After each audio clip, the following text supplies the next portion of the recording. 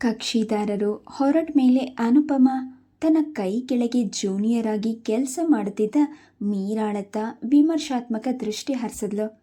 ಮೀರಾ, ಈ ಕೇಸಿನ ಬಗ್ಗೆ ನಿನ್ನ ಅಭಿಪ್ರಾಯವೇನು? ತಮ್ಮ ಕಕ್ಷಿದಾರರ ಕೇಸಿನ ಬಗ್ಗೆ ತನ್ನ ಅಭಿಪ್ರಾಯಕ್ಕೂ ಪ್ರಾಮುಖ್ಯತೆ ಕೊಡುವ ತನ್ನ ಸೀನಿಯರ್ ಸ್ವಭಾವ ಮೀರಾಳಿಗೆ ಮೆಚ್ಚುಗೆ ಆಯಿತು.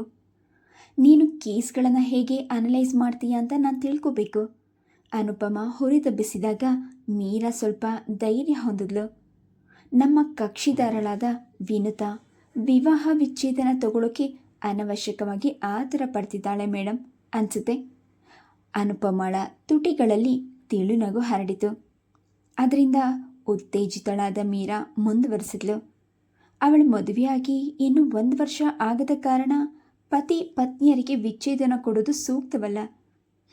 ಮುಂದೆ ಎಲ್ಲಕ್ಕಿಂತ ಹೆಚ್ಚಾಗಿ ವಿನುತಾಳ ತಂದೆ ತಾಯಿ ಅನಗತ್ಯವಾಗಿ ಮಗಳ ಸಂಸಾರದಲ್ಲಿ ಇನ್ವಾಲ್ವ್ ಆಗಿ ಮಗಳನ್ನು ತಮ್ಮ ಅಳಿಯನ ವಿರುದ್ಧವಾಗಿ ಮನಸ್ಸು ಕೆಡಿಸ್ತಿದ್ದಾರೆ ಅಂತ ನನ್ನ ಅಭಿಪ್ರಾಯ. ನೀವೇನಂತೀರಿ ಮೇಡಮ್? ಅನುಪಮ ಸಂತೃಪ್ತಳಾಗಿ ಹಿಂದಕ್ಕೊರಗಿ ಕುಳಿತಳು. You have got my point. ಅವರು ಪುನಃ ಇಲ್ಲಿಗೆ ಬಂದರೆ ನಾನು ಈ ಕೇಸ್ ಹ್ಯಾಂಡಲ್ ಮಾಡಲ್ಲ ಅಂತ ಹೇಳಿಬಿಡು. ಅವರು ಕಾರಣ ಕೇಳಿದ್ರೆ ಆಗ ನಾನು ಅವರಿಗೆ ಸ್ಪಷ್ಟವಾಗಿ ತಿಳಿಸ್ತೀನಿ. ಕೋರ್ಟ್, ಕಚೇರಿ, ಡೈವರ್ಸ್ ಅಂತ ಮಗಳ ತಲೆ ಕೆಡಿಸೋ ಬದಲು ಮಗಳಿಗೆ ಬುದ್ಧಿ ಹೇಳಿ ಅವಳ ಸಂಸಾರ ಸರಿ ಮಾಡಿ. ಅವರು ಅದಕ್ಕೆ ಒಪ್ಪದಿದ್ರೆ ತಿಳಿದು ಹಳ್ಳಕ್ಕೆ ಬೀಳೋ ಮೂರ್ಖರಿಗೆ ಬುದ್ಧಿ ಹೇಳಿ ಏನು ಪ್ರಯೋಜನ? ನಮ್ಮ ವಿಚ್ಛೇದನ ಕಾನೂನು ಮಾಡಿರೋದು ಪತಿ ಪತ್ನಿಯರು ದೂರ ಮಾಡೋಕ್ಕಲ್ಲ, ವಿಚ್ಛೇದನದಿಂದ ಒಬ್ಬರ ಬಾಳು ಸರಿಪಡಿಸೋಕೆ ಹೊರತು ಬದುಕನ್ನೇ ಸುಟ್ಟು ಬೂದಿ ಮಾಡೋ ಬೆಂಕಿ ಆಗಬಾರ್ದು ಎನ್ನುವಾಗ ಅವಳ ದನಿಯಲ್ಲಿದ್ದ ಕಂಪನವನ್ನು ಮೀರಾ ಗಮನಿಸಿದ್ಲು. ಅನುಪಮ ಡೈವರ್ಸ್ ಲಾಯರ್ ಎಂದೇ ಪ್ರಸಿದ್ಧಿಯಾಗಿದ್ಲು. ಅವಳು ಎಂದಿಗೂ ಕೇಸನ್ನು ಪರಿಶೀಲಿಸದೆ ತನ್ನ ವಶಕ್ಕೆ ತೆಗೆದುಕೊಳ್ತಿರ್ಲಿಲ್ಲ.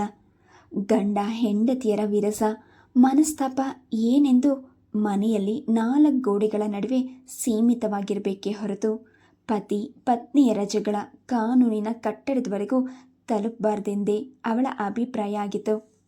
ಅವಳ ಬಳಿಗೆ ಬಂದ ಎಷ್ಟೋ ಕಕ್ಷಿದಾರರು ಅವಳ ಸಲಹೆಯಿಂದ ಪುನಃ ಒಂದುಗೂಡಿ ಹೊಸ ಜೀವನ ಆರಂಭಿಸಿದ್ರು.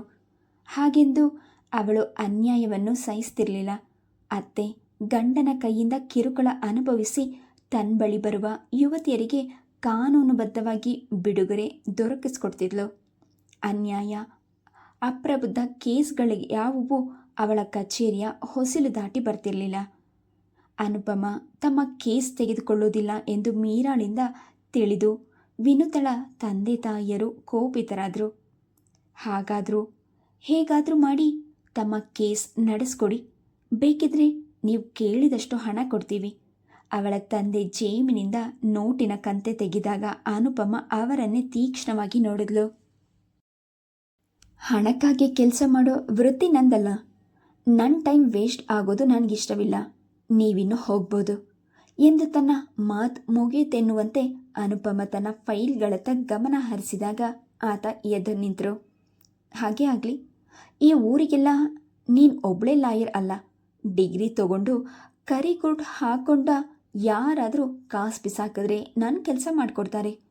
ಬಹಳ ಸಂತೋಷ, ಅನುಪಮ ಮುಟುಕಾಗಿ ಹೇಳಿದಾಗ ಆತ ದುರ್ದಾನ ತೆಗೆದುಕೊಂಡವರಂತೆ ಹೊರಟುಬಿಟ್ರು. ಮೀರಾ ಅಚ್ಚರಿಯಿಂದ ನೋಡಿದಾಗ ಅನುಪಮ ಅವಳಿಗೆ ಹೇಳಿದ್ಲು, ಮೀರಾ, ಮ್ಯಾಟರ್ನ ಈಗಲೇ ಟೈಪ್ ಮಾಡು, ಕೋರ್ಟಿಗೆ ಹೊತ್ತಾಗುತ್ತೆ. ಮೀರಾ ಟೈಪ್ ಮಾಡುತ್ತಿದ್ದಾಗ ಅನುಪಮಳ ಕಣ್ಗಳು ಫೈಲ್ಗಳ ಹಾಳೆ ತಿರುಗಿಸ್ತಿದ್ರು. ಅವಳ ಶ್ರುತಿಪಟಲದಲ್ಲಿ ನೆನಪಿನ ಹಾಳೆಗಳನ್ನು ಹಿಂದಕ್ಕೆ ಮಗುಚುತ್ತಿದ್ಲು. 20 ವರ್ಷಗಳ ಹಿಂದೆ ಅನುಪಮಳ ಬಾಯಿಂದ ಇದೇ ನುಡಿಮುತ್ತುಗಳು ಉದುರಿದವು. I want a divorce. ದುಡ್ಡು ಹೆಸೆದ್ರೆ ಯಾವ ಲಾಯರ್ ಡೈವರ್ಸ್ ಕೊಡ್ಸಲ್ಲ ಅಂತಾರೆ? ಆ ಮಾತುಗಳು ಕಾನೂನು ಬಲ್ಲವಳಾದ ಲಾಯರ್ ಅನುಪಮದಲ್ಲ. ತಂದೆ ತಾಯಿಯರ ಮುದ್ದು ಕುವರಿಯಾಗಿ ಬೆಳೆದ 21 ವಸಂತಗಳಷ್ಟೇ ಕಂಡಿದ್ದ ಅಪ್ರಬುದ್ಧ ಯುವತಿ ಅನುಪಮ. ಭಾರದ್ವಾಜ್ ನಿರ್ಮಲರ ಅನ್ಯೋನ್ಯ ದಾಂಪತ್ಯದಲ್ಲಿ ಅರಳಿದ ಅಪರೂಪದ ಪುಷ್ಪ ಎಂದೇ ಅವಳಿಗೆ ಅನುಪಮ ಎಂದು ನಾಮಕರಣವಾಗಿತ್ತು. ಹೆಣ್ಮಕ್ಳೆಂದರೆ ಮೊದಲೇ ಭಾರದ್ವಾಜರಿಗೆ ಪ್ರಾಣ. ಇನ್ನು ಅಪರೂಪವಾಗಿ ಜನಿಸಿದ ಮಗಳೆಂದ ಮೇಲೆ ಅವನನ್ನು ಹಿಡಿಯೋರೇ ಇಲ್ಲವಾಯಿತು. ಅನುಪಮ ತಂದೆಗೆ ಅಕ್ಕರೆ, ಮುದ್ದಿನಲ್ಲೇ ಸೊಂಪಾಗಿ ಬೆಳೆದಿದ್ಲು. ಅವಳ ನಂತರ 2 ವರ್ಷಗಳ ಮೇಲೆ ಅಭಿಷೇಕ್ ನಿರ್ಮಲಾಳ ಮಡಿಲ್ ತುಂಬಿದ್ರು. ಅನುಪಮ ಆ ಮನೆಯ ಅನಭಿಷಕ್ತ ಸಾಮ್ರಾಜ್ಞಿಯಾಗಿದ್ಲು. ತಂದೆಯ ಅತಿ ಮುದ್ದು ಮುಚ್ಚಟೆಯಿಂದ ಮೊಂಡಾಗಿದ್ದ ಅವಳು ಯಾರಿಗೂ ತಲೆ ಬಾಗ್ತಿರ್ಲಿಲ್ಲ. ನಿರ್ಮಲ ಚಿಕ್ಕ ಮಗುವಿಗೆ ಜಾಸ್ತಿ ಗಮನ ಕೊಟ್ಟರೆ ರಗಳೆ ರಂಪ ಎಬ್ಬಿಸಿ ಗಲಾಟೆ ಮಾಡ್ತಿದ್ಲು. ನಿನ್ನ ಮಗ ಹುಟ್ಟಿದ ಮೇಲೆ ನೀನು ಅವಳನ್ನು ನೆಗ್ಲೆಕ್ಟ್ ಮಾಡಬೇಡ ನಿಮ್ಮಿ. ಮಕ್ಕಳ ಮನಸ್ಸು ತುಂಬ ಸೆನ್ಸಿಟಿವ್. ಅವಳ ಮನಸ್ಸಿಗೆ ಬೇಜಾರು ಮಾಡಬೇಡ. ಭಾರದ್ವಾಜ್ ಪತ್ನಿಗೆ ಎಚ್ಚರಿಕೆ ನೀಡಿದ್ರು. ನಿರ್ಮಲಾ ಅಭಿಷೇಕನ ಶುಶ್ರೂಷೆಯಲ್ಲಿಯೇ ಅನುಪಮಳ ಸೇವೆಯು ಮಾಡಿ ಆದಷ್ಟು ಮಗಳನ್ನು ಪ್ರಸನ್ನಗೊಳಿಸಲು ಪ್ರಯತ್ನಿಸುತ್ತಿದ್ಲು. ಅನುಪಮಳಿಗೆ ಸ್ವಲ್ಪ ಅಪಚಾರ ಆದರೂ ಭಾರದ್ವಾಜ್ ನಿರ್ಮಲಾರನ್ನು 1 ವಾರ ಮಾತನಾಡಿಸ್ತಿರ್ಲಿಲ್ಲ. ಪತಿ ಮಗಳ ನಡುವೆ ಸಿಕ್ಕಿ ನಿರ್ಮಲಾ ಸುಸ್ತಾಗ್ತಿದ್ಲು. ಹೀಗಾಗಿ ಮನೆಯಲ್ಲಿ ಅಭಿಷೇಕನಿಗಿಂತ ಅನುಪಮಳಿಗೆ ಜಾಸ್ತಿ ಪ್ರಾಮುಖ್ಯತೆ ದೊರಕ್ತಿತ್ತು.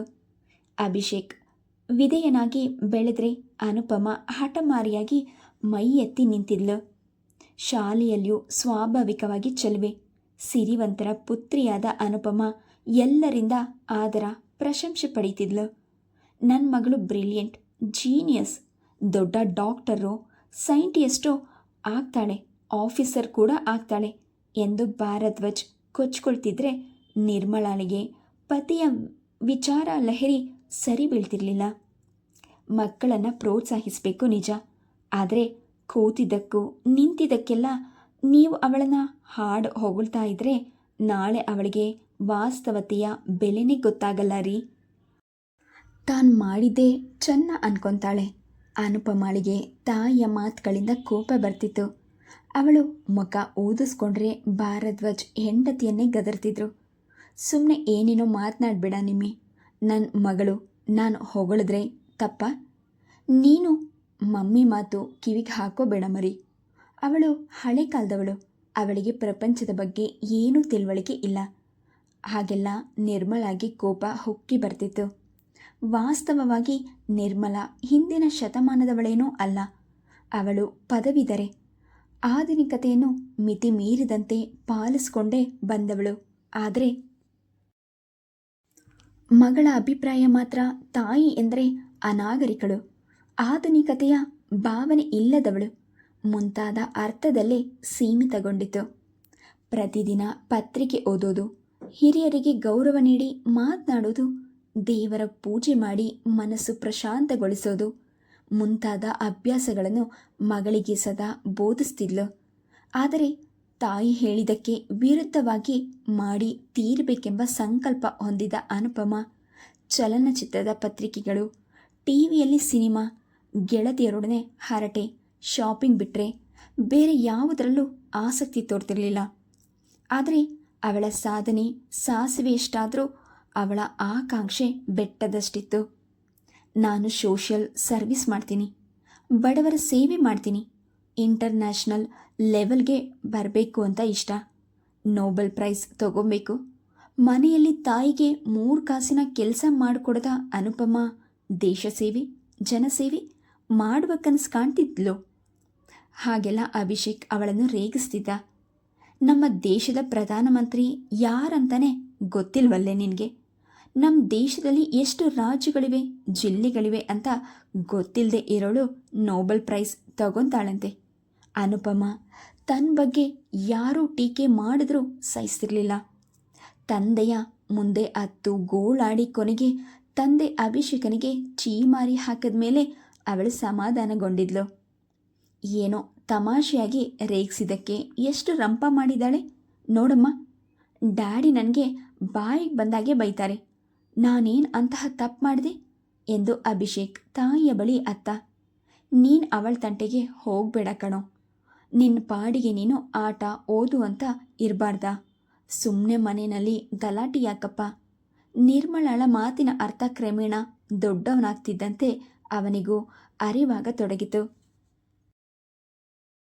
ಪ್ರತಿ ಸಲವೂ ನಾವೇ ಅವಳಿಗೆ ಸೋಲ್ಬೇಕಾ ಮಮ್ಮಿ? ಅವಳು ಹಠ ಮಾಡಿ ಹೇಗಾದರೂ ತನ್ನ ಕೆಲಸ ಸಾಧಿಸ್ಕೊಂಡು ಬಿಡ್ತಾಳೆ ಎಂದು ಆಗಾಗ ಗೊಣಗ್ತಿದ್ದ. ಎರಡು ಕೈ ಸೇರಿದ್ರೆ ಚಪ್ಪಾಳೆ ಆಗೋದು. ಒಬ್ಬರ ಜಗಳ ಹಠ ಮಾಡಿದಾಗ ನಾವು ಸುಮ್ಮನೆ ಇದ್ದರೆ ಅದು ನಮ್ಮ ಪಾಲಿನ ಸೋಲಲ್ಲ, ಅವರ ಗೆಲುವು ಅಲ್ಲ, ನಮ್ಮ ಜಾಣತನ ಅಷ್ಟೇ. ನಿರ್ಮಲ ನಗುತ್ತಾ ಮಗನಿಗೆ ತಿಳುವಳಿಕೆ ನೀಡ್ತಿದ್ಲು. ಅನುಪಮ ಹುಟ್ಟಿದ ವರ್ಷದಲ್ಲೇ ಭಾರದ್ವಾಜ್ ತನ್ನ ನೌಕರಿ ಬಿಟ್ಟು ಮನೆಯಲ್ಲೇ ಟ್ರಾವೆಲ್ ಏಜೆನ್ಸಿ ತೆಗೆದಿದ್ರು. ಅಲ್ಪ ಕಾಲದಲ್ಲೇ ಅನುಪಮ ಟೂರಿಸ್ಟ್ ಜನಪ್ರಿಯವಾಗಿ ಲಾಭದಾಯಕವಾದಾಗ ಅವರಿಗೆ ಮಗಳ ಅದೃಷ್ಟ ದೇವತೆ ಅಂತೆ ಕಂಡಿದ್ಲು. ಅವಳ ಸ್ಥಾನ ಮನೆಯಲ್ಲಿ ಮತ್ತೂ ಹಿರಿದಾಯಿತು. ಅನುಪಮ ತಂದೆಯ ಮುದ್ದಿನ ನೆರಳಿನಲ್ಲೇ ಬೆಳೆದವಳಾದುದರಿಂದ ಅವಳಿಗೆ ಗೆಳತಿಯರ ಸಂಖ್ಯೆಯೂ ಕಡಿಮೆ.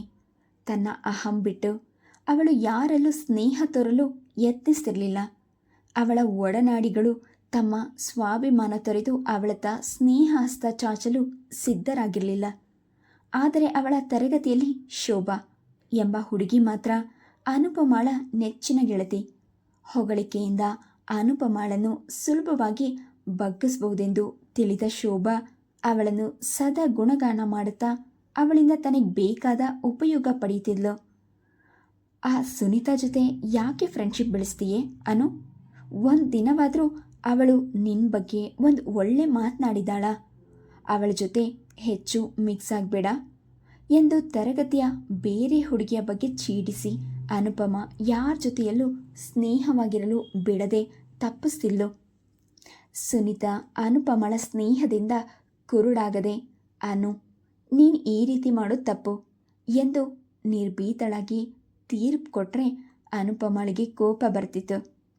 ತನ್ನ ತಪ್ಪುಗಳನ್ನು ತಿದ್ದಿದವರು ತನ್ನ ಗೆಳತಿಯರೇ ಅಲ್ಲವೆಂದು ತೀರ್ಮಾನಿಸಿ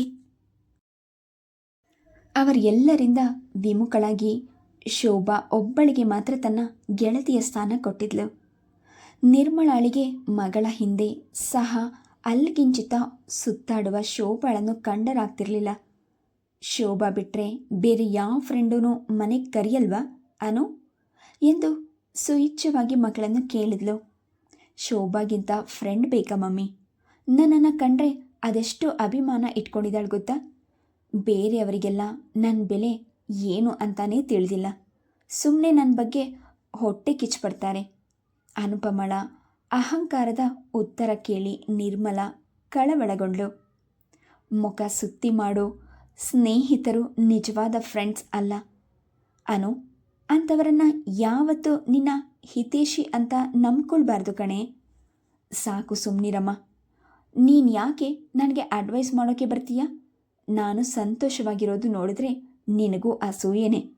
ನಿರ್ಮಲ ಸಹನೆ ಮೀರಿ ಮಗಳ ಕೆನ್ನೆಗೆ ಬಾರಿಸಿದ್ಲು. ಅನುಪಮ ಅತ್ತು ಕರೆದು ರಂಪ ಮಾಡಿ 2 ದಿನ ಊಟ ಮಾಡಲಿಲ್ಲ. 1 ವಾರ ಯಾರೊಡನೆಯೂ ಮಾತನಾಡಲಿಲ್ಲ.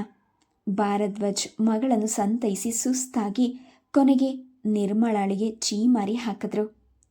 ಆ ಮಗು ಮೇಲೆ ಯಾಕೆ ಕೈ ಮಾಡಿದೆ? ತಾಯಿಯಾಗಿ ನೀನೇ ಅವಳಿಗೆ ಶತ್ರುವಾಗಬೇಡ. ಇನ್ಮೇಲೆ ನೀನು ಅವಳ ತಂಟೆಗೆ ಹೋದರೆ ನಾನು ಸುಮ್ಮನಿರಲ್ಲ, ತಿಳ್ಕೊ. ನಿರ್ಮಲಾಳಿಗೆ ಅವರ ಮಾತು ಚಾಟಿ ಏಟಿನಂತೆ ಘಾಸಿಗೊಳಿಸಿತು.